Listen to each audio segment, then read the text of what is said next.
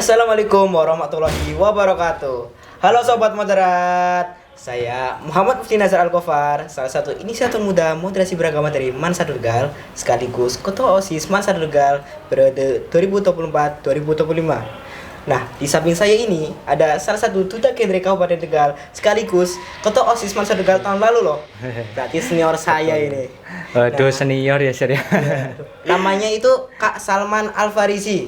Gimana kabar Kak Salman? Alhamdulillah baik ya Sir ya. Apalagi sekarang kan curah hujan yang sangat tinggi, kita harus menjaga kesehatan agar tetap fit ya Sir ya. Iya, apalagi sekarang rumah sakit penuh ya. Betul. Penuh Rumah banget. sakit lagi hektik-hektiknya nih. Kemarin saya kesana penuh banget. Nah, kali ini kita itu mau membahas sesuatu yang sangat menarik nih. Di samping kita ada duta genre. Pasti kakak Salman ini udah nggak asing lagi sama salah satu topik, yaitu kesehatan mental remaja. Betul sekali Nazar. Mental health itu adalah sebuah situasi yang sekarang itu lagi ramai diperbincangkan di kalangan remaja ya Sir ya. Apalagi sekarang generasi Z itu dikenal sebagai generasi sandwich. Nah, generasi sandwich itu menurut pandangan-pandangan para ahli, generasi sandwich itu adalah generasi yang mentalnya itu seperti sandwich. Mentalnya itu mudah rapuh, mudah patah, capek sedikit goyah, itu menurut pandangan-pandangan para ahli. Nah, tapi kondisi kita yang sekarang ini sebenarnya bukan semata-mata karena pribadi kita sendiri, Sir.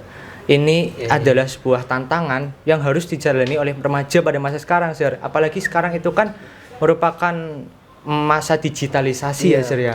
Platform-platform media sosial, dan kita itu bersaing bukan hanya di interaksi sosial saja, tapi di depan layar kaca, di depan HP, di dalam media sosial kita juga harus menyelesaikan tantangan di dalamnya, seperti dari konten-konten edukatif yang negatif. Konten-konten edukasi kan ada yang negatif, ada yang positif. Itu semua rawan bisa menjamak di HP-HP para remaja kita. Nah, itu menurut para ahli juga remaja-remaja sekarang itu mempunyai tantangan yang lebih besar daripada remaja-remaja zaman dahulu. Kalau zaman dulu kan mungkin platform media sosial belum ada, HP belum ada, teknologi paling apa sih Sir? TV ya kan, Baru. radio, Itu. bahkan podcast sama kita kayak gini aja udah jarang ya Sir ya. Ada yang baru aja ini. Betul. Nah, makanya remaja sekarang itu mempunyai tantangan yang lebih besar, mempunyai sebuah masalah yang lebih besar juga. Makanya kita itu sebagai remaja harus bisa mengendalikan mana konten positif dan konten negatif. Gitu sih. Oh iya, ngomong-ngomong kan Kak Salman ini salah satu duta genre dari Kabupaten Tegal. Sebenarnya apa sih tugas duta genre itu sih Kak? Nah, jadi duta genre itu merupakan seorang remaja atau seseorang yang dipilih menjadi brand ambassador dalam mempromosikan program-program dari BKKBN. BKKBN itu merupakan sebuah lembaga yang memiliki akronim Badan Kependudukan Berencana Berencana Nasional. Nah, itu di dalamnya itu yang mengurusi tentang bagaimana kependudukan warga-warga Indonesia, kayak bagaimana harmoni di dalam rumah tangga mereka. Itu yang mengurusi BKKBN. Nah, tugas seorang duta genre adalah mempromosikan program-program mereka. Salah satu programnya yang sekarang masih menjadi isu yaitu tadi mental health remaja. Duta genre itu diharapkan menjadi ruang konselor. Konselor itu adalah seseorang yang bertugas untuk menerima pendapat orang lain, menjadikan ruang keluh kesah orang lain, lalu juga kita bisa memberikan edukasi kepada mereka. Itu tugas seorang konselor. Dan duta genre tidak hanya itu tugasnya Sir, ada juga mensosialisasikan program dari BKKBN, mempromosikan juga tentang isu-isu kesehatan. Itu tugas seorang duta genre. Kata keren banget ya itu duta genre. Nah, sekarang kan di sini udah ada duta genre dan juga inisiator muda moderasi beragama. Nah, pada podcast kali ini kita akan membahas salah satu topik yang sangat menarik, yaitu kesehatan mental health remaja yang berujung pada intoleransi. Nah, Kak, kemarin kan saya sempet nih scroll sosial media dan kebetulan lewat salah satu berita mengenai yang menggemparkan banget nih beritanya itu mengenai seorang remaja berinisial HOK yang terpapar radikalisme akhirnya terjerumus ke paham terorisme dan berupaya untuk mengebom salah satu gereja di Kota Batu Malang. Oh iya. Itu juga sempat rame sih di kalangan saya topik-topik tentang intoleransi seperti itu. Nah, kira-kira detailnya gimana nih, Sir?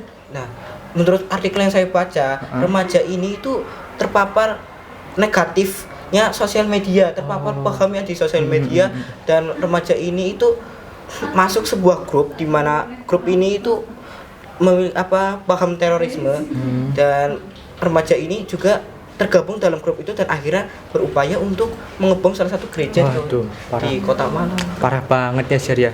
Memang platform sosial media itu merupakan platform yang sangat sensitif dikenai konten-konten seperti itu ya, Sir ya. Oh, sebenarnya nggak hanya itu, Sir. Saya juga dengar-dengar berita banyak sekali fenomena intoleran di kalangan remaja yang fenomena itu sudah disapa sebagai candaan, Sir. Seperti ya sipit dikit dibilang Cina, hitam dikit dibilang Papua. Itu kan parah banget ya, yang sebenarnya itu adalah fenomena-fenomena yang intoleran, teman-teman. Nah, menurut saya itu walau ya dibilang bercandaan, menurut saya itu bercanda itu nggak pantas ya, teman-teman. Betul. Bercanda itu kita yang senormal-normalnya aja kita bercanda. Kita nggak boleh membawa ras, suku, agama itu. Dan tadi kembali lagi ke topik belajar HOK.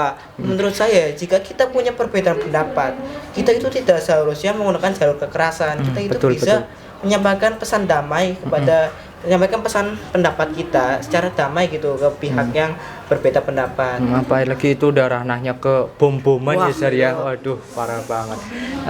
Gini, Zar. Sebenarnya saya waktu itu pernah membaca artikel itu merupakan sebuah tebusan dari buku yang berjudul The Developmental Psychology of Religion. Buku itu membahas tentang bagaimana seorang remaja itu berproses terhadap pendidikan dirinya. Yang padahal kita sebagai remaja itu kan merupakan seseorang yang normalnya sedang mencari jati diri ya, Sir ya. Nah, buku ini itu menerangkan bahwa fenomena-fenomena intoleran ini seringkali terjadi di kalangan mereka. Memang fenomena seperti ini itu sudah sering ditemukan, bahkan sudah diprediksi bakal ditemukan, Sir. Soalnya para remaja itu memang kita adalah seseorang yang sedang penasaran ibaratnya lah. Kita itu mencari jati diri. Kita melalui platform media sosial yang sekarang bisa terpapar konten-konten negatif, Sir. Konten-konten positif juga walaupun banyak sih, tapi lebih banyak negatifnya, Sir. Karena kan bahkan remaja yang sekarang itu mudah banget terpapar konten-konten negatif di platform sosial media. Gitu, seperti platform tersebut yang membahas tentang tadi radikalisme, terorisme dan lain sebagainya itu mudah ditebus di salah satu platform sosial media. Makanya kita itu sebagai remaja patutlah untuk pandai-pandai memilih konten-konten yang negatif maupun positif. Nah, masalah tersebut itu berkaitan sekali erat dengan kesehatan mental pada remaja itu. Di buku itu juga disebutkan bahwa remaja seperti kita ini cenderung melihat sesuatu itu secara unik, Sir. Kayak melihat sesuatu yang baru itu unik. Jadi para remaja itu mungkin kita culture-nya atau budayanya itu budaya Islamik, agama Islam, tapi kita melihat sebuah budaya agama Kristen yang jauh beda sekali kan. Nah, itu bisa menjadi sesuatu yang unik dan bisa dipaparkan paham-paham radikal kepada remaja. Jadi kita itu bisa memandang sesuatu itu sebagai sesuatu yang negatif karena memang dasarnya para remaja itu mudah sekali terpapar konten-konten seperti itu. Kita itu layaknya seorang anak kecil yang masih penasaran. Nah, rasa penasaran itu muncul ketika kita remaja. Makanya kontrol ini nggak hanya dari kontrol pribadi tapi juga kontrol lingkungan, Sir. Peran orang tua juga perlu ditekankan dari konten sosial media ini. Orang tua perlu membimbing para remaja supaya mereka itu nggak terpapar konten-konten negatif. Jadi kita itu sebagai remaja juga harus meminta bimbingan tentunya sama orang tua supaya kita itu ya konten-kontennya edukasi positif semua supaya kita memenuhi kriteria generasi emas yang dicanang-canangkan nih, Sir. Gitu. Generasi emas Indonesia 2045. Nah, tadi kan udah bahas tuh. Emang sih banyak banget konten-konten negatif yang yang ada di sosial media. Nah, maka dari itu adalah tugas dari inisiator muda moderasi beragama. Betul. Di mana saya selaku inisiator muda moderasi beragama, saya itu menyebarkan konten-konten positif mengenai paham-paham toleransi, anti kekerasan dan nasionalisme dan juga penerimaan terhadap budaya-budaya. Jadi tugas saya itu menyebarkan nilai-nilai positif moderasi beragama di sosial media untuk melawan konten-konten negatif yang ada di sosial media. Itu adalah tugas inisiator muda moderasi betul. beragama. Itu juga emang perang kita itu bukan hanya di interaksi sosial saja ya Zar, tapi di sosial media juga, di layar kaca juga kita harus berperang ya Zar ya. Nah, Duta Genre juga seperti itu Zar. Kita juga berperang melalui konten media sosial dengan cara menyebarkan konten-konten edukasi yang positif Zar. Gitu. Kita juga sebagai Duta Genre memfokuskan salah satu concern isu yaitu yang tadi mental health, ternyata juga bisa berkaitan ya sama fenomena intoleran remaja ya Zar ya. Nah, menurut saya juga ini selain melalui konten di sosial media, sekarang kan di sekolah-sekolah udah banyak ekstrakurikuler, ada OSIS, pakai intra, ada juga sekarang ekstrakurikuler yang berfokus ke mental health tadi, ada namanya Pick Air. Nah, salah satunya di Mansar Tegal, ada yang namanya Pick Air Remaja Lotus ya. Betul. Nah, dan Kak Salman ini salah satu anggota dari Pick Air Remaja Lotus ini, dan menurut saya ini menjadi sebuah platform yang positif banget nih. Betul. Untuk kita bekerja sama dari pihak sekolah dan kita sebagai duta atau inisiator muda moderasi beragama dalam menyebarkan, mensosialisasikan apa itu kesehatan mental, toleransi dan pesan-pesan positif. Iya. Bicara tentang PIKR nih ya Zar ya.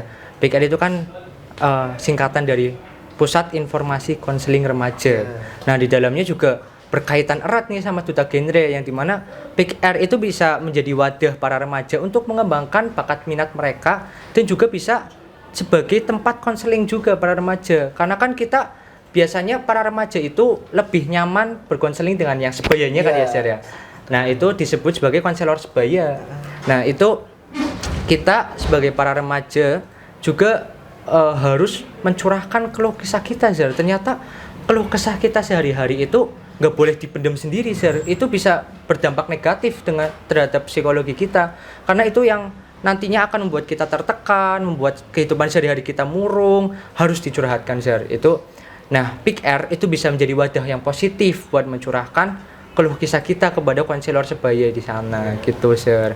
Dan juga alhamdulillah kemarin Pick Air Lotus sempat mendapat titel terbaik 3 di Jawa Tengah nih Zar. Hebat banget emang Pick Air Lotus ini.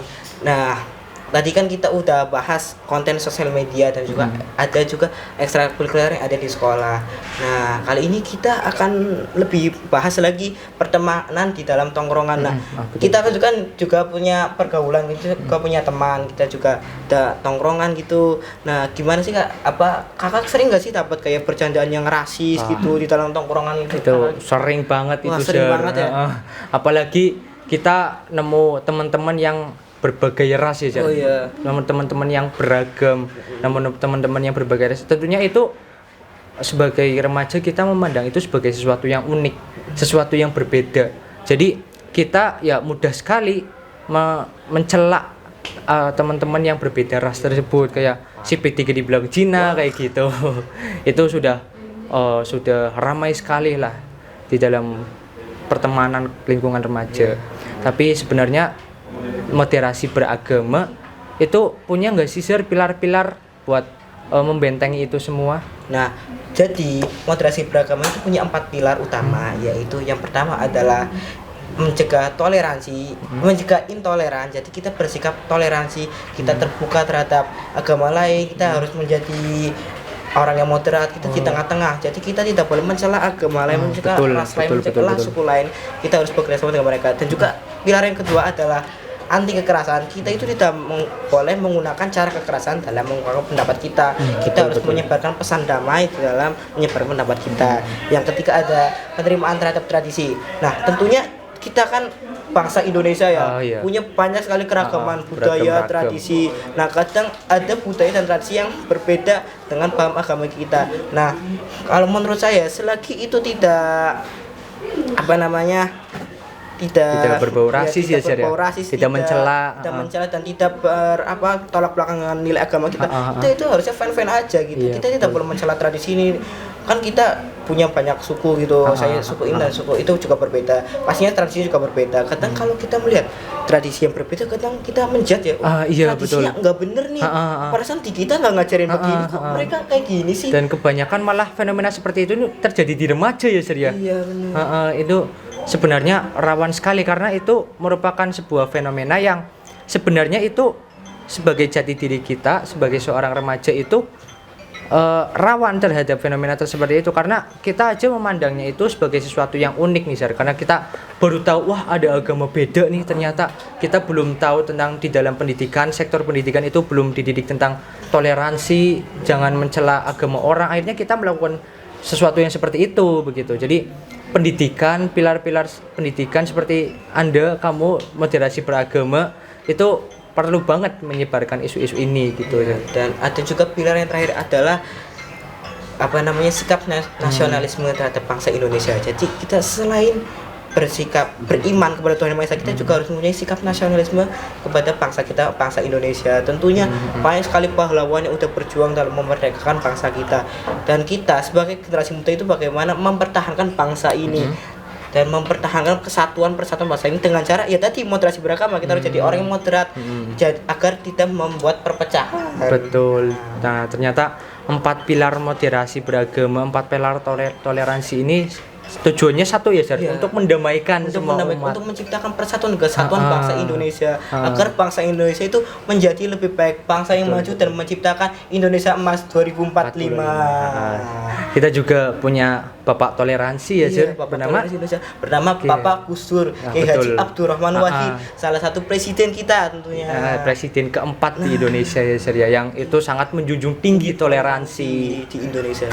Betul. Itu juga bisa menjadi pedoman buat kita para remaja ya, bagaimana membangun sikap toleransi di antara kita semua. Itu. Pembahasan kali ini menarik banget ya. Gak kerasa udah berapa menit aja kita ngobrol dari tadi. Kayaknya 15 menit lebih ya, Sir, ya. Lebih gak kerasa. Alarmnya udah bunyi. Wah, pembahasannya seru banget emang. Tapi mungkin untuk di sesi kali ini kita cukupkan segini saja. Kita mungkin nanti ada sesi selanjutnya kita bahas lagi. Mungkin kan narasumber hebat lainnya gak kalah hebat lagi dengan Kak Salman Al Farisi ini. Iya, karena Man Satu Tegal ini juga menciptakan siswa-siswa yang berprestasi ya, Sir, ya. Banyak sekali yang belum kita gali ya, Sir, ya. Mungkin sekian yang dapat kita berdua sampaikan. Saya Muhammad Mufti Nazar Al-Ghafar, inisiator muda moderasi beragama dari Man Satu Tegal. Dan saya Muhammad Salman Al Farisi, seorang duta genre Kabupaten Tegal. Izin mengundurkan diri. Wassalamualaikum warahmatullahi wabarakatuh.